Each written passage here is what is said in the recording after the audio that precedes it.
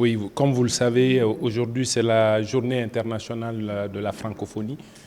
Au Sénégal, ça se fête entre le 15 mars et le 15 avril. Donc c'était notre première activité, c'était d'organiser la projection de 2 films, un film québécois et un film local qui fait le maillage entre 2 cultures. C'est là on découvre 2 cultures, la culture québécoise, la culture sénégalaise.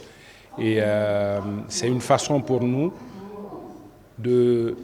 d'exprimer où qu'on soit l'importance de préserver cette langue française. Je le disais dans mon discours tout à l'heure, les plateformes changent beaucoup, la façon de voir les films ont changé. Maintenant, tout se fait en ligne et quand vous allez en ligne, les plateformes, c'est en anglais, Netflix en particulier. Et quand vous faites des recherches, c'est difficile d'avoir du contenu français ou d'autres langues, à part l'anglais. Donc, c'est cette sensibilisation que nous essayons de faire à travers la projection de ce type de film. Et la thématique aussi, comme vous avez pu le voir à travers les 2 films, la thématique de cette journée internationale de la francophonie, c'est l'éducation. L'éducation est importante. Il faut insister là-dessus. Il faut insister là-dessus auprès de nos autorités. C'est la priorité des priorités parce qu'un peuple, une jeunesse sans éducation, il n'y a pas d'avenir. Donc, je suis très content que la thématique cette année soit l'éducation et tout le monde travaille dans ce sens-là. Donc, le Québec y participe. Le Québec est présent à Dakar, comme vous avez pu le voir. On est très dynamique, on fait beaucoup d'activités qui touchent soit le domaine culturel, la préservation de la langue, c'est important. Le domaine économique aussi, on a organisé au mois de novembre dernier le forum sur l'entrepreneuriat et l'innovation qui touchait la jeunesse aussi. Et tout ce qui touche aussi l'autonomisation des femmes, c'est important. Donc c'est dans ce cadre-là qu'on est ici. On est content de vous recevoir à la Maison du Québec, au Québec. Ici, c'est vraiment le Québec. Alors, Aïcha est le premier court-métrage réalisé par Monsieur Niang qui traite d'une thématique qui nous tenait assez à cœur, c'est celle de l'éducation des jeunes filles et de leur protection en milieu scolaire. Et pour nous, le cinéma, comme rappelé précédemment, il est unificateur, mais aussi c'est un moyen de sensibilisation. Et c'est à travers cet outil qu'aujourd'hui, on a souhaité poser ce débat qui est essentiel, notamment dans la lutte contre les violences basées sur le genre. Alors, la production d'Aïcha vient d'une histoire assez particulière que M. Niang a vécue à travers le village où il vit, Sindou, où des petites filles marchaient des kilomètres pour rejoindre l'école. Et il a fini par acheter un bus pour les accompagner. Et nous avons un centre qui s'appelle le Women Training Center. On se rend compte à travers la panoplie de talents de femmes qu'on accueille, surtout des femmes qui viennent, en fait, qui n'ont pas durée à l'école ou qui viennent hors système scolaire.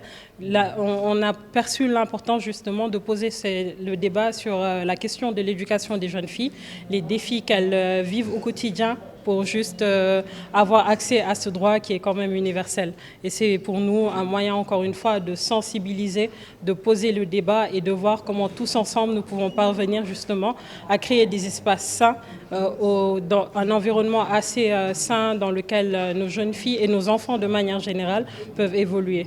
Le Québec et le Sénégal, ça date de plus de 60 ans, depuis Feu Président Senghor qui a joué un rôle extraordinaire pour que le Québec puisse accéder comme pays au sein de la famille francophone. Donc on est là comme en tant que pays, les mêmes droits que nos collègues des autres pays. Donc c'est une relation qui est profonde. Il y a beaucoup d'échanges. Aujourd'hui, j'étais à l'IFEF au lancement de cette journée, d'une activité dans le cadre de cette journée de la francophonie. Et tout ce qui était mentionné, c'est la volonté des jeunes d'aller s'éduquer au Canada. Avant, vous le savez, tout le monde voulait aller en France. Mais la tendance a changé, c'est le Canada maintenant. Et quand on dit Canada, pour les pays francophones, c'est le Québec, 100% Québec. Donc on est très content de cela. et les universités. Il y a des coopérations au niveau des universités. Les organismes de coopération internationale sont présents ici. Et on veut davantage qu'il y ait de présence économique. On travaille beaucoup là-dessus. Vous avez vu récemment dans les journaux qu'il y a l'entente sur le transport aérien qui a été renégociée ou élargie. Ça, c'est parce que nous travaillons depuis 2021 pour qu'il puisse y avoir une connexion aérienne directe entre Montréal et Dakar. Et ça, nous travaillons là-dessus. Ça fait 4 ans sous l'ancien gouvernement. Et puis on va aussi approcher le nouveau gouvernement pour qu'on fasse une équipe pour que ça devienne une réalité. Parce que, comme le disent les Anglais, c'est un game changer dans la relation entre le Canada, le Québec et le Sénégal. Oui, la culture, elle est transversale. C'est notre identité, c'est qui nous sommes. Un peuple sans culture, ça n'existe pas. Donc nous, dans le cas québécois, je le disais dans mon discours, nous sommes 7 millions de personnes dans une mer de plus de 400 millions d'anglophones. Donc on doit tout faire pour préserver cette langue-là, pour préserver cette culture-là qui est unique. Et comment on le fait? C'est à travers ces activités-là. Et aussi, c'est à travers la francophonie. Parce que n'oublions pas, l'avenir de la francophonie passe par l'Afrique. L'Afrique, on a le plus grand nombre de personnes qui parlent français. Et ça va continuer en augmentant. Donc c'est important que le Québec soit présent en Afrique, dans les pays francophones. Et c'est important que le Québec continue d'accueillir les gens qui viennent des pays francophones et qui aient ce partenariat-là, ce lien-là, ce tissage-là. C'est important. Et la culture, ça veut dire aussi les artistes. On a des artistes québécois qui viennent ici. On a des artistes sénégalais qui vont de l'autre côté aussi pour faire découvrir au peuple québécois, à la partie canadienne, c'est quoi la culture africaine, c'est quoi la culture sénégalaise. Donc ça existe depuis longtemps et ça va continuer à exister. La preuve, le Québec a 3 représentations sur le continent africain, dont une délégation générale qui est basée à Dakar.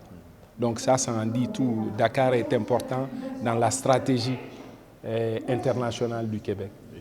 Non, c'est sûr, pour être honnête, oui, quand vous avez des membres fondateurs qui décident de quitter le bateau, oui, vous fragilisez un peu. Mais il ne faut pas voir, et ça je dirais, c'est mon interprétation personnelle, donc prenez ça avec réserve. La francophonie, ce n'est pas la France. Il faut qu'on soit clair là-dessus. La francophonie, ce n'est pas la France. Le Québec, c'est 7 millions de francophones. Le Québec a tout intérêt à ce que la francophonie continue d'exister. Parce que c'est à travers la francophonie qu'on protège notre langue aussi, qu'on protège notre identité au Québec. Donc pour nous, c'est important. Oui, il y a incompréhension présentement dans tout ce qui se passe dans le monde actuel, parce que c'est un monde qui est en mutation. Il faut refaire nos devoirs, revoir nos stratégies pour aller vers ces pays-là et faire en sorte qu'ils comprennent l'importance. Ce n'est pas juste le français, il y a leur propre culture aussi. Présentement, dans l'équation, ce qui est en jeu, c'est toutes les autres cultures par rapport à la culture américaine, anglo-saxonne. Donc nous, les pays qui se sont retirés pour le moment, on doit tous travailler pour accepter, pour qu'il y ait plus de diversité, protéger la langue française. Donc moi je pense qu'à la longue, avec le temps, les choses vont se rétablir de part et d'autre. Il va y avoir des discussions, il va y avoir des échanges et la raison va toujours prévaloir. Le gros bon sens, comme on le dit, le gros bon sens, parce que la francophonie, quand la francophonie investit dans l'éducation, ce n'est pas les hommes politiques qui sont visés, c'est nos populations qu'on vise. Et on veut continuer d'éduquer nos populations. Ce n'est pas les hommes politiques ou les femmes politiques, c'est nos peuples. C'est important.